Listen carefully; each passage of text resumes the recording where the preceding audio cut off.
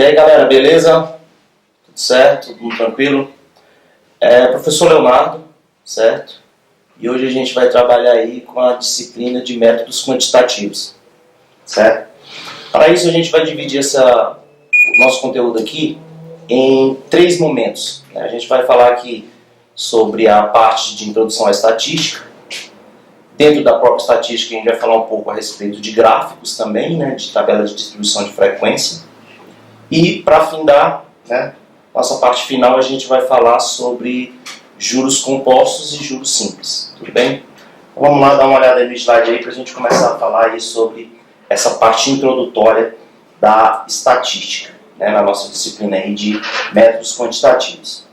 Então a gente começa pensando aí no caso da importância da estatística não só para nossa disciplina, né, ou seja, não só no nosso conteúdo aqui, mas dentro de um contexto geral. A estatística nos dias de hoje é uma ferramenta indispensável para qualquer profissional que necessita analisar informações em suas tomadas de decisões diárias, ou seja, no seu trabalho ou na sua vida pessoal. O grau de importância atribuída à estatística é tão grande que praticamente todos os governos possuem organismos oficiais destinados à realização de estudos estatísticos. O que a gente pode pensar aqui? Que a estatística, então, tem uma grande importância dentro de todo o contexto, ou seja, dentro de uma sociedade no geral, né, tanto que eu coloquei a questão de todos os governos terem, né, um órgão responsável pela análise estatística de dados que são analisados. Inclusive aqui no Brasil a gente tem o IBGE, né, que é o Instituto Brasileiro de Geografia e Estatística, que ele te dá justamente o respaldo desses valores, desses cálculos que são feitos, para que tenha, né, a importância maior da estatística, que como eu coloquei lá, a estatística, eu gosto de colocar a estatística como uma ferramenta que facilita a tomada da decisão. Então aqui a gente vai ver basicamente isso daí, né, que é justamente o que ele vai falar agora, né? Então é uma metodologia para trabalhar dados, ferramenta matemática que ajuda na tomada da decisão em todas as áreas, né, constituindo basicamente aí em duas, né, em uma série de etapas basicamente, mas duas na sua parte principal, né, dividir ali em 3, ou aliás 4. Coleta das informações, organização e apresentação, análise e tomada da decisão, que no caso será a última instância dentro dos cálculos e dentro das análises estatísticas, certo? Então eu costumo dizer então que a estatística é o quê? A estatística nada mais é do que uma ferramenta matemática que ajuda na tomada de uma determinada decisão, certo? Vamos ver um exemplo prático aqui do que seria isso, quando eu falo de a melhor tomada da decisão. Olha lá, vamos pegar um exemplo. Dentro dos alunos de uma sala, quantos livros cada um lê? Então, ali você tem o que a gente vai perceber que a gente chama de uma variável estatística, que nada mais é do que o objeto de estudo do momento. Então, ali você tem uma pergunta e em cima disso você vai ter respostas, né? Então, lá na resposta a gente costuma chamar de dados brutos e a gente vai analisar isso aí. Então, tá lá. Cada valorzinho daquele ali, né, ou seja, 8, 4, 7, 9, 5, 3, 15, 12, são respostas para aquela pergunta que foi feita lá em cima. Então, dentre os alunos que você tinha lá na sala, foi feita a pergunta, quantos livros cada um lê? Aí cada um respondeu de uma forma diferente a respeito da pergunta que foi feita. Aí agora você vai começar a fazer o quê? Uma organização desses dados, né? Você tem lá os dados brutos e agora a gente vai começar a organizar. Olha lá o que a gente fez. Eu coloquei os mesmos valores que tinha lá, só que agora eu coloquei de uma forma diferente, que a gente chama de rol. Nada mais é do que você colocar, naquele caso ali, específico na ordem crescente, né? Então ali você pega ali do menor para o maior. Ali ficou muito mais fácil de você conseguir observar e com isso você analisar mais facilmente, né? Na parte de cima ali, quando você só tem os dados brutos, não fica tão fácil você fazer uma análise mais específica. Quando você organiza, né, através da organização, fica muito mais simples você pegar aí para ter alguma tomada de decisão. Olha, agora vamos para as partes, né, de análise de estudo especificamente da estatística. Ela vai ser dividida em 2 partes, que é o que a gente chama de estatística descritiva, né, que é a parte da estatística que apenas, eu coloquei lá sublinhado, coleta, organiza e descreve. Ou seja, a descritiva ela apresenta um conjunto de dados. E nela, no caso, não são tiradas conclusões. Então, o papel da descritiva aqui é somente apresentar os dados. Os dados são colhidos e apresentados. Aí agora, se eu quero fazer uma análise, né, desses dados, consequentemente tomar uma decisão em cima dos dados, aí não é mais a parte da descritiva, que a gente vai ter no que a gente chama de indutiva ou inferencial, né? Ou seja, também chamada de inferência estatística, né? A partir da análise de dados são tiradas as conclusões, ou seja, tomadas as decisões. Então, na primeira eu organizo, apresento, e na de baixo eu analiso, né, e tomo as decisões. Certo? Então lá, a ferramenta matemática que ajuda na tomada das decisões, o esqueminha aqui, ó. Então você tem lá, né, a análise dos dados e, consequentemente, a tomada das decisões. Né? E aí no processo final ele permite a melhor tomada da decisão, né? Justamente o que interessa para a gente aqui. Vamos lá então, continuando, a gente tem o que a gente vai chamar aqui de variáveis estatísticas. O que é isso então, na verdade? Variável estatística então é o objeto de análise do momento. São os valores que assumem determinadas características dentro de uma pesquisa. Então exemplos disso, eu tenho carros vendidos, clientes fidelizados, time de futebol favorito, né? Faixa etária, ou seja, o que você estiver analisando no momento, a gente vai chamar isso de variável estatística. Em cima da variável estatística, a gente vai criar perguntas para isso, para facilitar o nosso estudo. Então, um exemplo, colocando aqueles valores, aqueles exemplos que eu coloquei ali. Então, por exemplo, se eu quiser falar quantos carros foram vendidos, é uma variável estatística. Né? Quantos clientes foram fidelizados? Qual é o seu time de futebol favorito? Ou seja, eu coloco uma pergunta em cima da variável estatística, que é o meu objeto de estudo no momento. Agora vamos entender aqui que tipos de variáveis a gente pode ter. Então a gente tem variáveis estatísticas que elas podem ser de duas formas. A gente chama de quantitativas e qualitativas. As quantitativas são divididas em dois momentos. Então a gente tem as discretas e as contínuas. Então vamos entender o que é quantitativo e qualitativo. Uma análise, uma variável estatística quantitativa é aquela que a minha resposta vai ser dada através de números. Certo? Então, qual a sua idade? Né? Aí o cara vai me responder um número. Agora se eu pergunto, qual o seu time de futebol favorito? Aí no caso é uma variável estatística qualitativa. Por quê? Porque a resposta não vai ser um número, e sim um nome. Certo? Então a diferença é basicamente essa. E dentro das quantitativas a gente vai ver que pode ser de duas formas. A gente tem as contínuas e as discretas. A gente vai ver aqui mais especificamente. Então olha lá. Ó. Dentro das discretas a gente tem, vai aparecer números normalmente, né? Sempre. Então você tem, só podem ser números inteiros. Então aqui eu tenho, por exemplo, uma variável estatística que vai ser a quantidade de irmãos. Então se o cara pergunta lá, quantos irmãos você tem? Você vai dar uma resposta e vai ser um número inteiro. Você não tem como me dar um número decimal, ou seja, um número que envolve vírgulas. O cara, eu tenho dois irmãos, tenho 5 irmãos, tenho 18 irmãos, vai ser um número inteiro.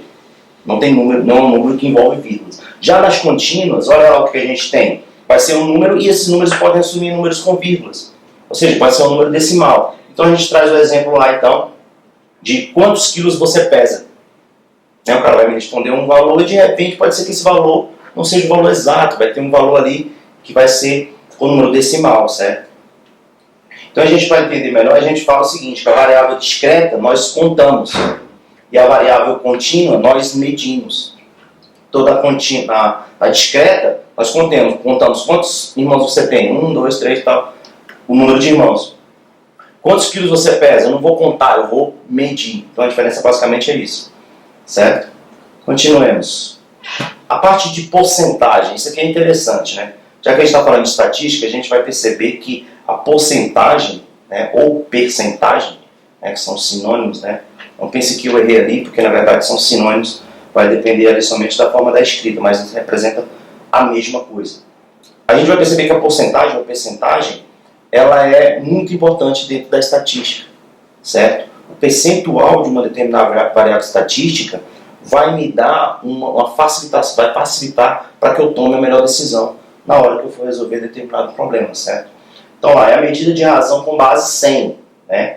É um modo de expressar uma proporção ou uma relação de dois valores, né? Uma parte e um outro inteiro, né? A partir de uma fração cujo denominador vai ser sempre 100, ou seja, é dividir um número por 100. Então, porcentagem vem aí do termo por 100, certo? Bastante simples de entender. Esses dados aparecem em muitas situações cotidianas e ajudam na tomada da decisão. Um exemplo lá. Com uma determinada promoção em uma agência de veículos, ocorreu um aumento de 62% nas vendas de automóveis. Então, o que você tem ali? No caso, o cara fez uma promoção, lá na empresa dele lá que vende carros, e em cima dessa promoção ele teve um aumento, certo? como é que ele vai perceber esse aumento? Ele vai mensurar o valor e depois ele vai fazer uma comparação a título de porcentagem. Então ele chegou lá à conclusão, né, de que foi um aumento ali de 62%, ou seja, um aumento bem significativo.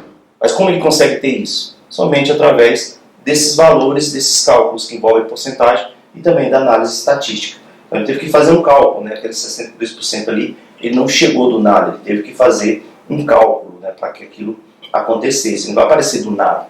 62% foi em cima de cálculos matemáticos que ele fez, certo? Então olha lá, ó, outro exemplo. Sabendo que foram oferecidas, né, uma situação, um problema aqui para a gente refletir um pouco. Sabendo que foram oferecidas 1.600 promoções para uma viagem que nessas condições 680 clientes já fecharam a próxima viagem. Podemos dizer que houve uma adesão percentual de clientes na ordem de quanto? Né? Ou seja, ele quer ali que você analise os valores que você tem e traga esses valores a título de porcentagem. Em outras palavras, ele tem um todo de 1.600, certo?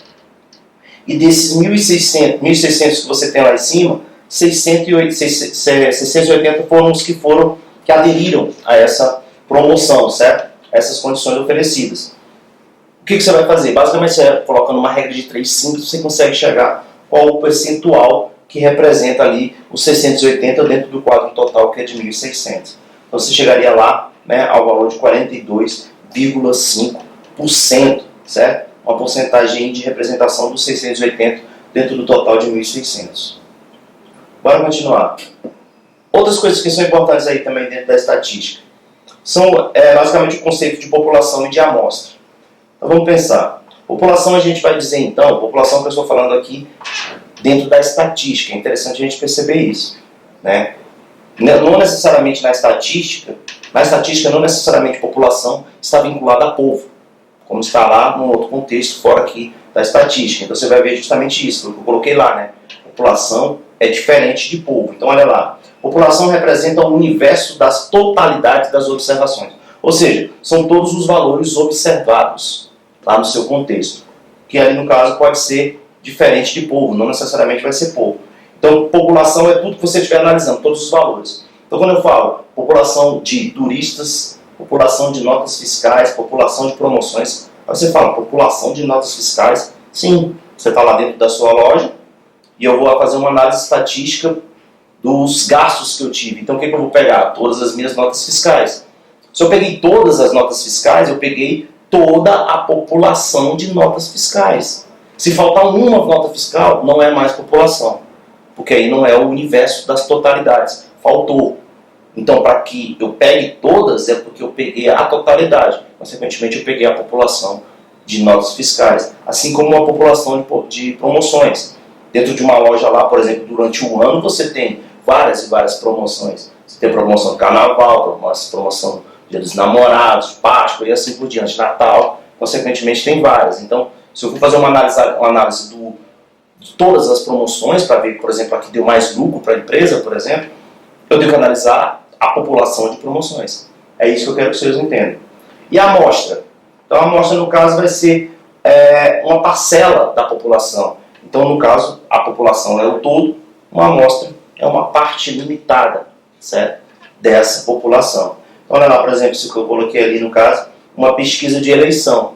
Né? Você já deve ter percebido isso, que muitas vezes, na época de períodos eleitorais, você tem uma pesquisa de Ibope lá, para saber quem é o candidato favorito das pessoas. Né? Consequentemente, não tem como você fazer uma entrevista com todos, né? Ou seja, com a população total de eleitores. Então, consequentemente, uma das ferramentas que a gente tem dentro da estatística é você analisar através de amostras da população. Então, a amostra, na verdade, é uma parte limitada da população, certo? Então, olha, eu tenho várias outras coisas para analisar, mas ali eu tenho que a população, uma amostra e uma unidade estatística, né? Então, se você tem lá, quais são as preferências musicais dos estudantes brasileiros? Posso fazer uma pesquisa de população, de amostra ou uma unidade estatística. Uma unidade seria apenas um indivíduo, né? População é todas, a amostra aí no caso é um grupo limitado, né? E cada um dos estudantes seria uma unidade estatística.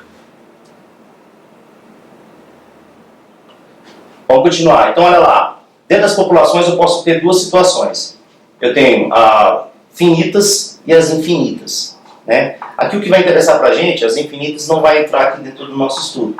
Né? Porque dentro do nosso estudo aqui a gente analisa mais as finitas. Mas só para os senhores saberem que existem as duas. Qual seria então basicamente um exemplo das infinitas? Seria quando eu tenho um universo de análise de probabilidade, que não é o nosso termo de análise matemática que a gente vai fazer aqui, que eu tenho, por exemplo, um sorteio e dentro de uma caixa eu tenho várias bolas com determinados números.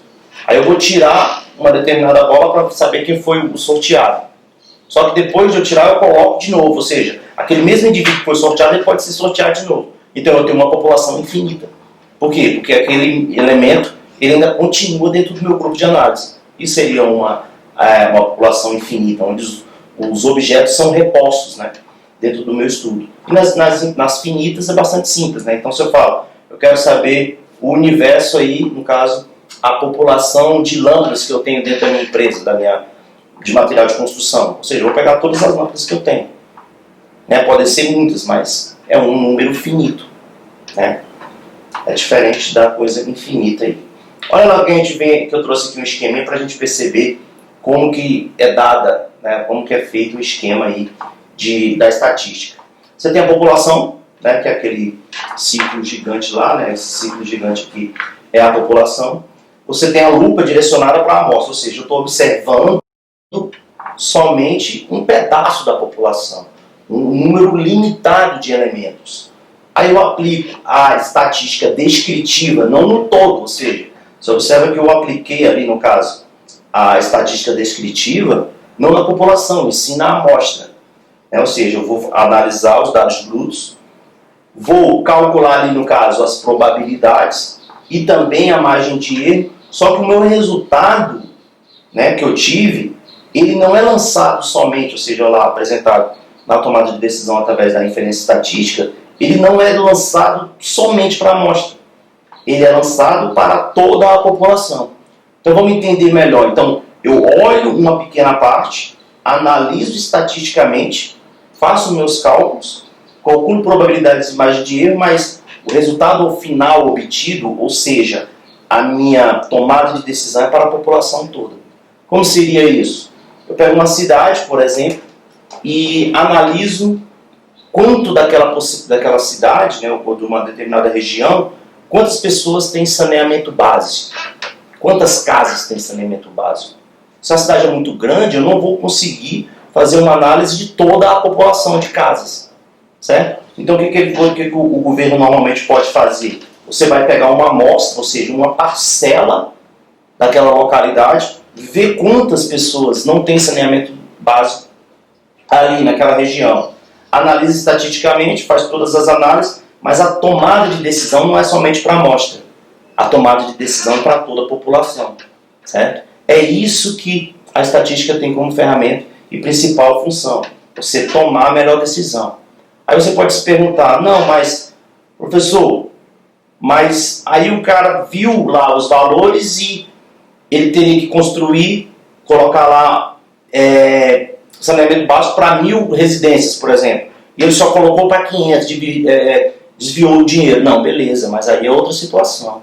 Aí é falta, né, no caso, da ação política. A ação política que foi responsável, né, ou seja, o indivíduo teve toda a ferramenta, através da estatística, para tomar a melhor decisão. Agora, se você tomou ou não a melhor decisão, aí é uma outra situação.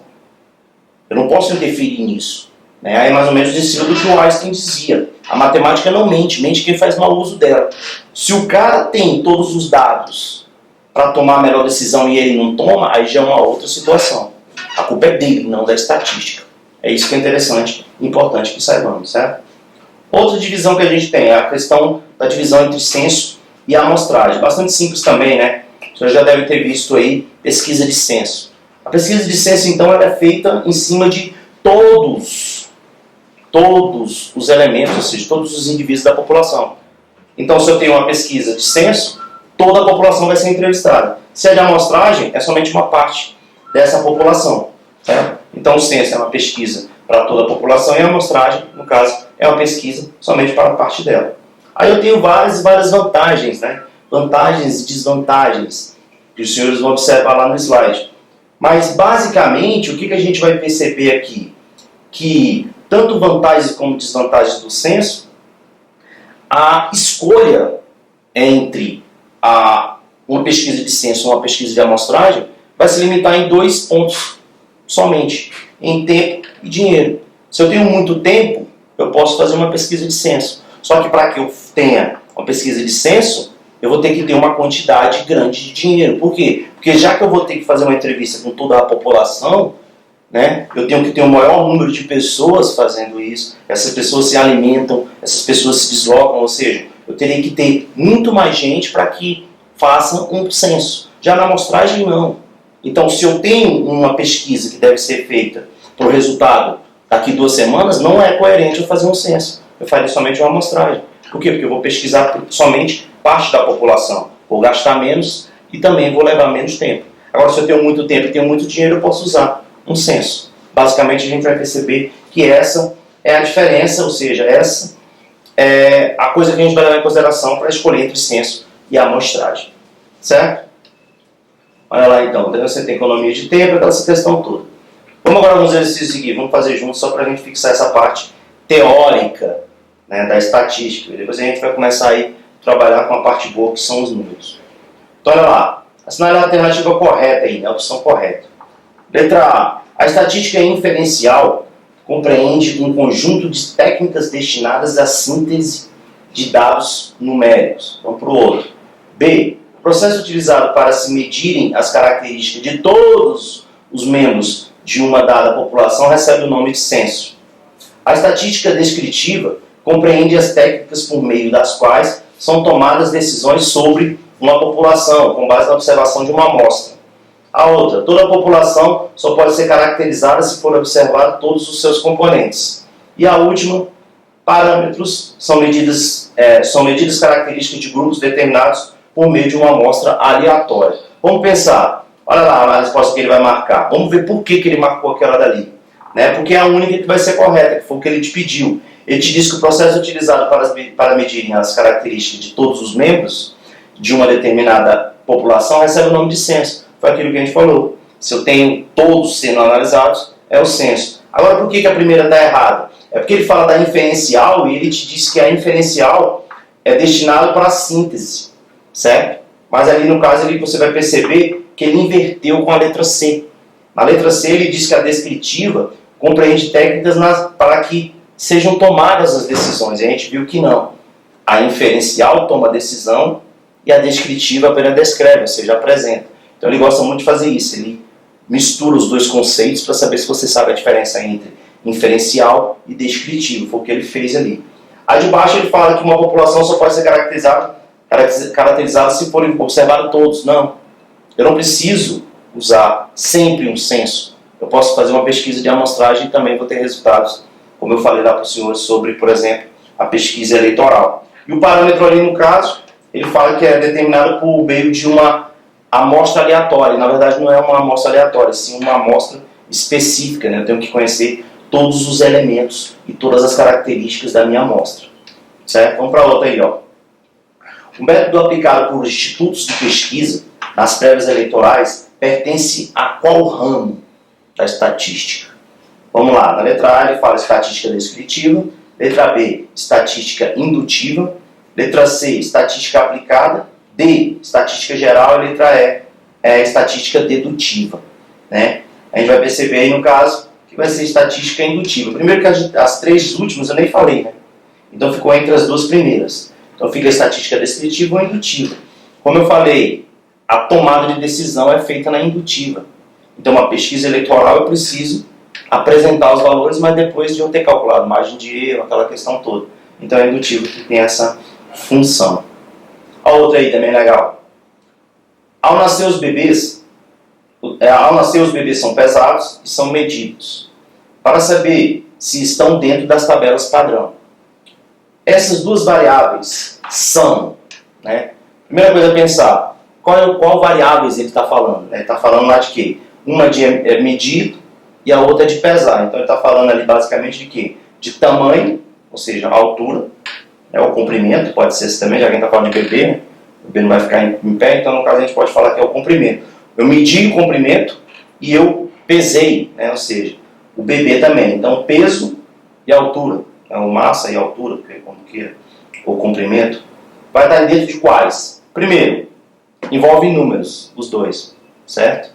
Agora eu penso, os dois envolvem números com vírgulas ou sem vírgulas? Essa é a pergunta, né? E a gente vai perceber que os dois envolvem números com vírgulas. Então aí no caso vai ser quem? As contínuas, já que as discretas não envolvem vírgulas, envolvem números inteiros, né? É por isso que deu a diferença aí entre as duas, beleza? Entre as afirmativas seguintes, assinale a que é falsa. Olha lá. Faz-se um levantamento por censo quando todos os elementos da população são pesquisados. Sim, o censo tem que pesquisar todos, faltar pelo menos um não é censo. Faz um levantamento por amostragem quando se pesquisa parte da população e com base no subconjunto pesquisado pode-se tirar conclusões sobre toda a população. É exatamente aquela figura que eu mostrei para os senhores. Você pega uma parte, que é uma amostra, faz a análise, todo o estudo estatístico, mas o resultado final é apresentado para toda a população. Justamente o que ele fala lá, então também é correto.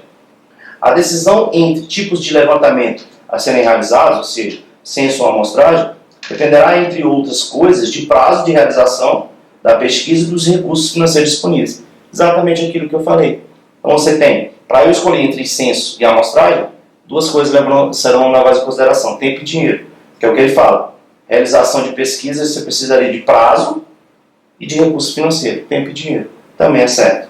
Então, no caso, quem vai ser a alternativa que você vai marcar é a letra D, já que a letra D diz que as três primeiras são falsas e as três primeiras são verdadeiras.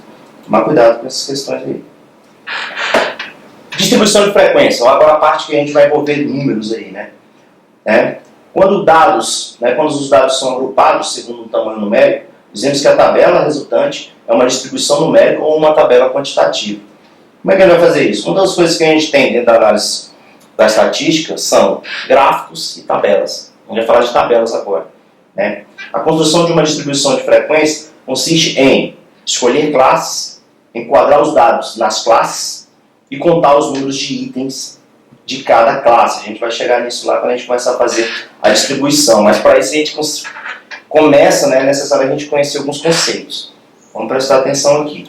Então, conceitos importantes. Primeiro, frequência, né? É a quantidade de vezes que o mesmo valor é repetido dentro da minha análise. Então, a gente vai ter lá um conjunto com vários números. Alguns números serão repetidos. A quantidade de vezes que aquele número foi repetido, a gente vai chamar de frequência. Então, por exemplo, o número 3. Tem 5 3 lá, então a frequência que ele apareceu são 5 vezes, né? Então, a gente vai ver justamente isso. Classes. Caso as colunas da tabela de distribuição de frequências contenham muitos valores elencados, podemos reduzir a quantidade desses valores elencando-se, ou seja, agrupando-se em intervalos, que a gente vai chamar isso de amplitude total ou amplitude de classe, né? Que a gente vai ver isso, que é o que eu costumo chamar de tamanho do grupão e tamanho do grupinho, né? A gente representa por essas letrinhas que a gente vai ver agora ali. Então, a gente vai ter, por exemplo, também o LI, quando eu coloquei LI ali, no caso é o Lzinho, o L minúsculo, e depois o Lzão, né? O L maiúsculo, que é o que a gente chama de limite de classe. O que é isso? É o valor inferior e o valor superior, certo? É como se, por exemplo, se eu estivesse dentro de uma tabela que tem a faixa etária das pessoas. Então, a primeira classe representa idades que vão de 10 a 15 anos. Aí, na outra classe, eu tenho de 15 a 20, depois de 20 a 25. Então, o 10 é o limite inferior e o 15 é o limite superior dentro da minha classe. Frequência simples, frequência relativa, que é o que envolve a porcentagem, e a frequência acumulada, que vai ser a soma. A gente vai chegar nisso lá. Vamos pensar aqui agora também para a gente utilizar isso na nossa tabela lá, que é o que a gente fala de conjuntos numéricos. Como eu te falei lá que uma classe nada mais é do que um intervalo, ou seja, um conjunto de números, a gente pode pegar uma reta numérica para a gente pensar. Eu peguei uma reta numérica ali e eu chamei do conjunto AB. Você está vendo ali que o conjunto AB ele parte do menos 2 e chega no número 3. Se a gente fosse analisar ali quantos números, ou seja, quantos números a gente tem dentro do meu conjunto AB, eu vou chamar assim esse conjunto, que é o conjunto de A até B, é o conjunto AB, a gente vai perceber que a gente tem quantos números, né? Aí eu coloquei ali, ó, se você achou que tem 6 números, né, você vai perceber que você errou. Porque na verdade não tem 6 números, na verdade existem infinitos números. Infinitos números, Se eu pegar, por exemplo, do menos 2 ao menos 1, eu tenho infinitos números ali. Se eu pegar entre o 0 e 1, eu tenho infinitos números. Por que isso? Entre o 0 e 1, eu tenho entre o 0 e 1, eu tenho 0,00001, 0,00002, 0,003 e assim por diante. Então, entre o 0 e 1 eu tenho infinitos números, não somente no total do meu conjunto AB eu vou ter 6. E tem como eu representar isso, né? Eu tenho a parte que importa para mim, que aí eu vou colocar ali no caso a bolinha fechada, ela tem a linha fechadinha pretinha dentro, e a outra é branquinha, porque não faz parte do meu conjunto. Na estatística a gente vai representar por essa outra forma aqui, ó. Você percebe lá que eu tenho uma barra, quer dizer que o menos 2 faz parte do meu conjunto. Se não tiver barra, o 3, então quer dizer que o 3 não faz parte, certo? Ele é somente aqui, no caso, o meu limite inferior e o meu limite superior do meu conjunto AB. Por que eu estou te mostrando isso? Porque lá na tabela a gente vai voltar a mostrar isso daí. Vamos lá, então, começar a construir uma tabela aqui. Seguinte, construir uma distribuição de frequências com 5 classes, ele te dá o limite de classes, para os dados da pesquisa abaixo, que representa a idade de turistas atendidos no último feriado. Todos aqueles númerozinhos ali representam a idade de várias pessoas. Então, aquele ali, ó, foi o número de turistas que foram atendidos naquele feriado. Então, um tinha 17, outro tinha 36, tinha 21, tinha outro com 36. Ou seja, você percebeu ali que cada um ali é o número de indivíduos que a gente tem, certo? Aí o que eu fiz? Vamos pensar aqui. Vamos começar a pensar como a gente faz essa organização. Separei ali passo a passo. Primeiro passo é determinar o H. O que é um H? A gente voltou lá. O H é a amplitude total. Eu costumo chamar o tamanho do grupão. Por isso que é Hzão, né? H maiúsculo. Como é que ele é calculado? Pela diferença entre o maior número que aparece lá nos seus dados e o menor. Se a gente pegar lá, a gente vai perceber que o maior que apareceu foi o 79 e o menor foi o 17. Ou seja, o que é o meu Hzão? 62. Então já consegui achar a primeira coisa. Segundo passo, determinar a amplitude de classe. Quem é a amplitude de classe? É o tamanho do grupinho. Então eu tenho um grupão que é esses números todos. Eu vou dividir ele em números menores, né, que vai ser a minha classe. Olha lá como é que a gente vai fazer isso. Você vai pegar o Hzão e dividir pelo número de classe. O que é o meu Hzão? Meu Hzão é 62. O que é o meu número de classe? Ele te deu, é 5. Então é 62 dividido por 5. Vai dar mais ou menos ali em volta ali por 12 ponto alguma coisa, que a gente vai arredondar para 13. Por que eu vou arredondar para 13? Porque o número de elementos não pode ser quebrado, já que a gente está tratando de pessoas. É o número de turistas, não pode ser 12,7. Não existe pessoa que é metade, né, ou a 70% de uma pessoa. Então, eu vou arredondar para 13, você vai ver lá na hora que eu colocar. Definir, no último caso, sendo o terceiro passo, você vai definir quem é o meu limite, ali ó, meu limite inferior e meu limite superior. Como é que eu consigo isso? Meu limite inferior ali é o menor número, 17. Né? Então a gente vai começar tudo pelo 17. Vamos começar a pensar aqui, ó, tá lá. Como é que a gente vai fazer? A primeira coisa é determinar quem. Quem é o Hzão? O Hzão você já me falou que é 62, certo? Que é 79, que é o maior número, menos o 17, que é o menor. Deu 62. Olha lá, 62 tamanho do grupão. Segundo passo, determinar o Hzinho. Quem é o Hzinho? É o Hzão dividido pelo número de classes. 62 dividido por 5, 12,4, que aí no caso a gente vai arredondar para 13, como eu falei. Terceiro passo, descobrir ali, olhar na tabela não, nos seus números, quem é o menor número, que é o limite inferior. O primeiro, né? Ou seja, para a gente começar, a gente precisa começar de algum ponto. Então eu tenho lá o Hzão, 62, Hzinho, 13. E o I1, né? Que no caso é o limite inferior, o menor de todos, vai ser 17. Eu começo pelo 17. Olha lá como é que vai ficar a nossa tabela. Agora vamos começar a entender como foi construída. Certo? Primeira coisa, vamos para a nossa primeira classe lá. Ó. O primeiro número lá, que é o 17, é o limite inferior. É o menor número, eu tenho que começar por ele. Agora do 17, eu falei, ó, a minha primeira classe vai do 17 ao 30. Lembrando que está ali, ó, no 30, não tem a barrinha por 30. Então quer dizer que o 30 não faz parte da minha primeira classe. Ele vai fazer a segunda, eu vou falar daqui a pouco. Então, olha lá, vai 17 a 30, sendo que o 30 não entra. Mas ali, por que você chegou a 17 e botou 30 na frente, professor? Justamente porque eu usei o valor do Hzinho. Se você pegar 17 e somar 13, você vai chegar ao número 30. Aí lá de baixo, 30 até 43. Por que 43? Porque eu peguei 30 e somei 13. 30 mais 13, 43. Assim como lá de baixo, 43 mais 13, 56. E assim por diante, até eu chegar na quinta classe. Se tivesse mais classe, a gente teria que colocar mais. Mas ele pediu para parar ali. Então o que a gente vai fazer? Já sei como é que é as classes. Primeira, 17 a 30, 30 a 43 e assim por diante. Aí agora eu vou ali porque a gente chama de frequência simples, que é aquele FI pequenininho ali da primeira parte da tabela.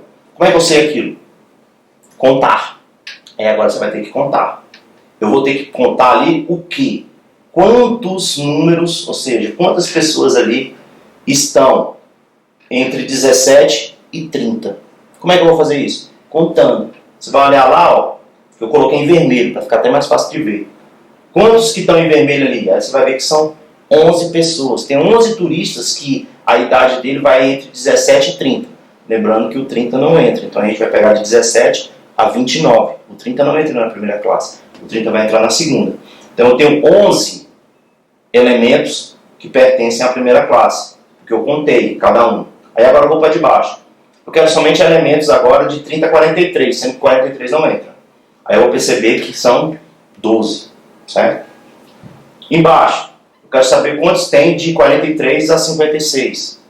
4. 56 a 69. 2. 69 a 82. Eu só tenho um elemento. Aí no total tem que dar 30, porque 30 são é o número total de turistas que foram atendidos. Certo? Aí agora eu vou para aquela outra parte da tabela, que é o que a gente chama de frequência relativa. A frequência relativa, ela envolve porcentagem. Como é que eu vou chegar ali naquele valor de 36,7%? Simples. Para eu chegar naquele valor ali, eu vou pegar a minha frequência relativa, que no caso é aquela frequênciazinha lá, aliás, perdão, a frequência simples, que é 11, dividir pelo meu todo e multiplicar por 100. Por que eu multiplico por 100? Porque 100 é para chegar na porcentagem. Então, se você pegar 11 e dividir por 30 e multiplicar por 100, você vai chegar àquele valor de 36,7. Vai dar 36,66666. Mas aí a gente arredonda para 7 para não ficar o valor tão quebrado. Como é que eu cheguei a 40%? 12 dividido por 30 vezes 100. Como é que eu cheguei ali no 13,3? 4 dividido por 30 vezes 100. Chega a 13,3 mais ou menos. 2 dividido por 30 vezes 100 vai dar 6,7. E 1 dividido por 30 vezes 100 vai dar 3,3. Quando eu somar todos esses valores da minha tabela ali de frequência relativa, a parte da porcentagem tem que dar o 100% total. Certo?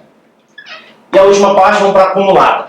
Como é que eu faço para a acumulada? Eu vou somando os valores. Certo?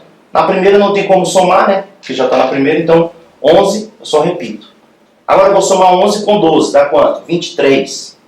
Aí depois eu vou somar ali 23 com 4, 27. 27 com 2, 29. E 29 com 1, 30. Esses são os valores da minha frequência absoluta, que no caso é a soma de todos os valores. Mas para que eu fiz tudo isso daí?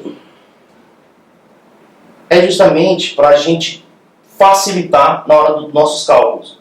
Como assim?